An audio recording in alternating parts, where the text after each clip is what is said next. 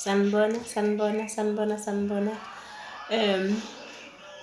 Kunama-advice okumele siwathathe kubangani, kunama-advice okungamelanga siwathathe kubangani bethu.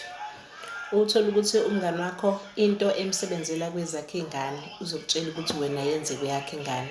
Ezokutshela ukuthi umuntu ingane yakho ngoba ihlupha kanjena nje ingoba uyishaye.